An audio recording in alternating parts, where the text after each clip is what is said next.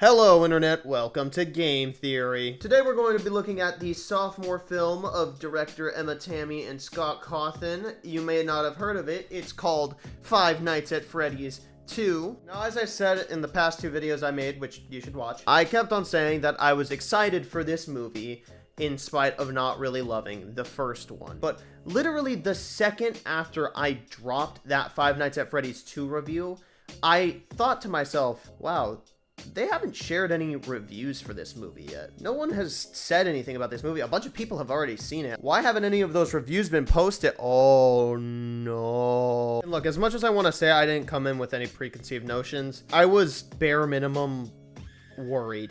I was worried about this movie. The only real expectations I came into this movie with were the hopes that it would improve upon some of the areas of really just basic filmmaking that the original film lacked in. So, are the critics wrong about Five Nights at Freddy's 2? Is it really that much worse than the first movie? Yes.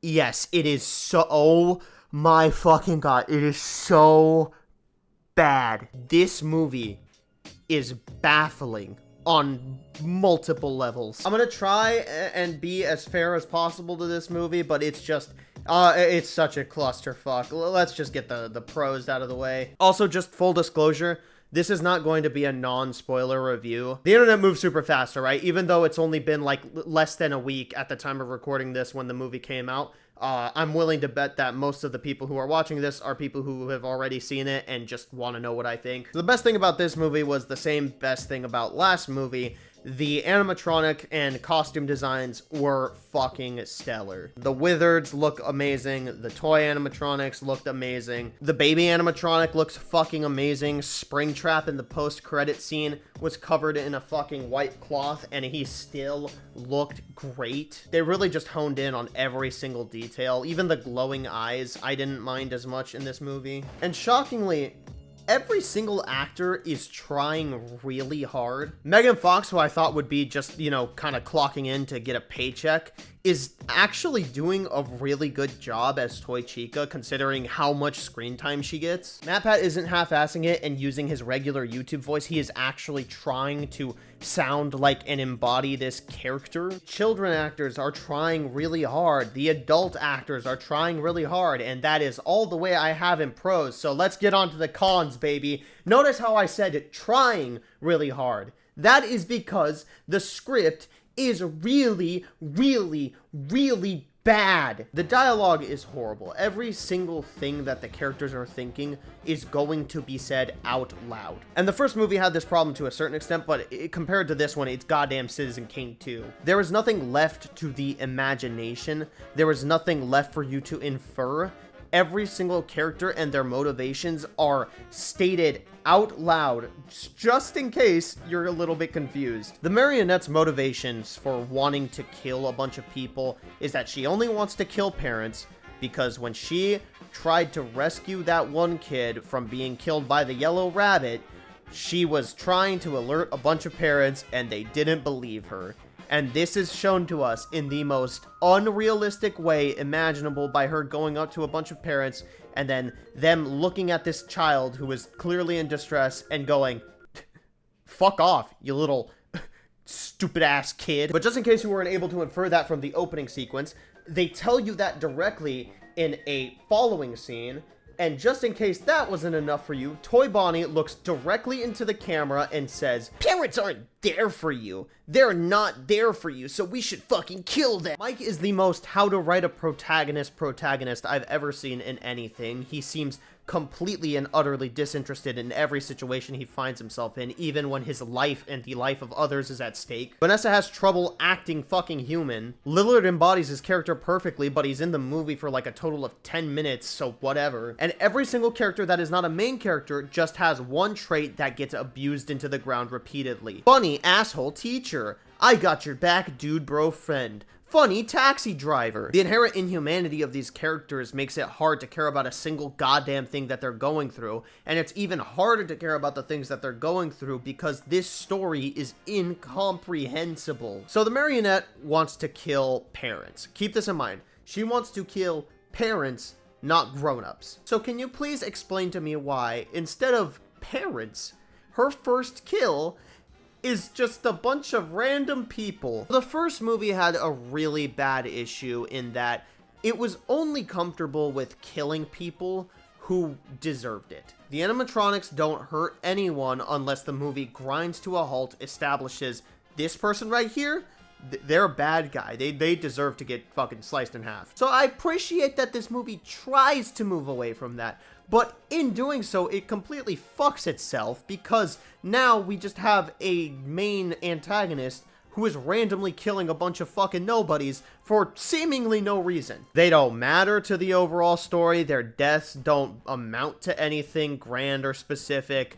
They just happen because if they didn't, the first chunk of the movie would have literally 0 animatronics. You're gonna give a character such a specific motivation, you cannot immediately fucking break that motivation. It's not how storytelling works. Now, I called the marionette the main villain earlier. See, that was a lie. The main villain is actually Michael fucking Afton, who shows up once in the middle, is implied to, like, control the animatronics like the marionette or something. It's not really made clear at all, and then shows up at the end, goes, "I'm evil, I'm following in my father's footsteps, mwah ha ha ha ha ha," then just gets decked by the random friend character who was introduced earlier in the movie, and then just disappears as is never to be seen again. Like, why is he here? It makes no sense for him to be there, other than the fact that he's Michael Afton from the games, except he's not even the same character remotely, so what's the fucking point? As a matter of fact, I can say that about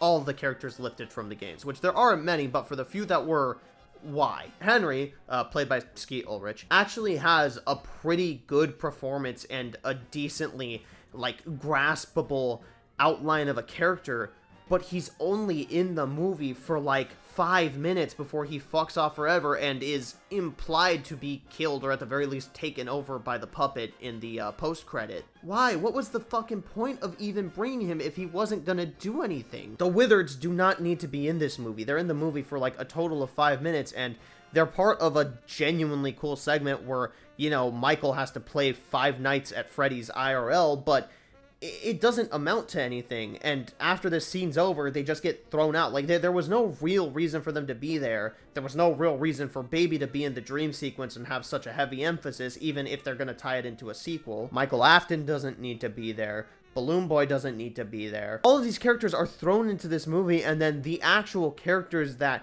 the movie is trying to focus on get sidelined as a result. The marionette design is genuinely amazing. They did such a good job translating it from game to screen. It's really a shame that you only see it for about 2 fucking minutes. Like I said, she's supposed to be the main antagonist for this movie, but she gets pushed aside by bum-ass Michael Afton. But in turn, Michael doesn't have any room to grow. He just shows up, fucks off, and then comes back in the end. And the ending is so unbelievably confusing. Mike pushes Vanessa away because she keeps fucking lying to him and her sister. So Vanessa lets the puppet control her? It's so... why? What was the point of that? And then, of course, we have the original animatronics from the first movie come in and destroy the toy animatronics. And I wish I could say that that was so funny it made me and my friends burst out laughing at the theater, but it's so fucking quick that I didn't have it in me to react. The animatronics show up, destroy the toy animatronics with little fucking conceited effort, and then just die. They just die and they go on to the afterlife. The first movie also had a problem where if you didn't know specific aspects of the game, certain things were completely fucking confusing to you. And I'm happy to report that this movie doesn't do a damn thing to rectify that. If you do not know the significance of Golden Freddy, you're still not gonna know by Five Nights at Freddy's 2. If you don't know that people have been theorizing about the withered animatronics for years at this point, and it was gratifying to get an answer to what exactly they were, the fact that there's just another set of animatronics that look very close to the first games but not quite is still gonna be confusing to you. Oh, that's because this movie's for the fans, bro. This movie's for the fans. This movie's for the hardcore Freddy Fazbear heads who are gonna get all of these sick references and, like, sure, the critics are saying it's shitty, but don't listen to them, bro. This movie's for the fans. I am so over this mentality. I went over it in the, and you know what, this review's gonna turn into a rant about these fucking rabid-ass fans, because I am so sick of seeing these things. I definitely have been considering making, like, a video about, you know, the rise of cult-like fandoms, and whatnot, because I think that that's a very interesting topic to me, but in short, saying that this movie is for the fans is really fucking stupid. The type of fan that this movie is made for is, let's put it this way, it's like feeding somebody a lump of dog shit, but telling them it's chocolate ice cream. As a fan, you should not be rallying for this movie because it's just something that you want. You should be pissed that you're being fed shit and being told it's ice cream. And a lot of people are trying to call Scott Cawthon a hack for this movie. And look, I don't think that the man's a hack. You do not get an upwards of 10 games into feature-length films because you made something that was secretly bad the entire time. But as I said in the last video, Scott's strengths as a writer comes from incredibly creative ideas. You might think it's dumb, but Remnant is a legitimately cool idea. The Mimic is a genuinely cool idea. I can point to 100 different things in the games that are all genuinely cool ideas. And I'm sure that there are even cool ideas in these movies, but they're watered down by the fact that he just does not know how to write a story for the life of him. The story works in the games because part of the fun comes from piecing that together yourself. You do not get the same level of leniency when it comes to movies, because movies have stories take front and center. So the cool ideas from the games mog the cool ideas from the movies. There are a lot of people who get really upset when you say that these movies should take notes from the games. Oh man, do you really just want to watch a guy sit in an office and try and survive the night for fucking 2 hours? How boring would that be? Okay, first of all, you're a moron if that doesn't sound interesting to you. Having a very tight narrative like that would make things a lot more compelling, and you would be forced to focus on the characters a little bit more. It would also up the horror aspects of these horror movies, which these movies severely lack in. But even disregarding the game aspects, I can't even pretend that these movies have more interesting story or narrative beats than the fucking games, where you have to piece it all together like a goddamn jigsaw puzzle. The people who god defend these movies and say that critics go into them with, like, vendettas and shit, I want to ask you something honestly. Would you rather have the fort scene from the first movie, or would you rather have a scene where a kid gets his skull crushed by a giant robot bear? Would you rather have a scene where Toy Freddy bums it with a couple of teenagers? Or would you rather have a scene where a man gets his skeleton ripped out, gets replaced by robot spaghetti, gets driven around in a meat sack until he turns fucking purple, only to then vomit out the robot spaghetti and then possess his own body? Would you rather have silly Corey Kenshin taxi shenanigans in both fucking movies? Or would you rather have... Connection terminated. I'm sorry to interrupt you, Elizabeth. If you still even remember that name. I'm not usually one to bitch about changes from an adaptation. Hell, I like fucking MCU Moon Knight, for crying out loud. But when the source material is so rich for pickings, and they are constantly making things that are just not on the same level, it gets really hard to defend. And some of these things have movie equivalent scenarios, but those also kinda suck because there's no weight to them. FNAF 4 is essentially one big build-up to a kid getting his skull crushed. Freddy just kind of bites this chick in half because he feels like it. I think that's the thing that bothers me the most about this film franchise. It is the one chance to prove to a general audience that Five Nights at Freddy's is actually kinda dope when you look past all the stupid bullshit. I mean, come on. It's got to be the one where the guy gets pregnant with Springtrap's baby. But it is just bogged down after choice and choice and choice that brings out the worst aspects of this franchise. This is not a movie that's for the fans because the fans deserve so much better. If you guys ever want a legitimately great Five Nights movie, you're going to have to stop artificially inflating the audience score just because you're worried that they'll stop making them. They're never gonna stop making them, but they're also never going to be good if you keep lying to them. I really did not like this film.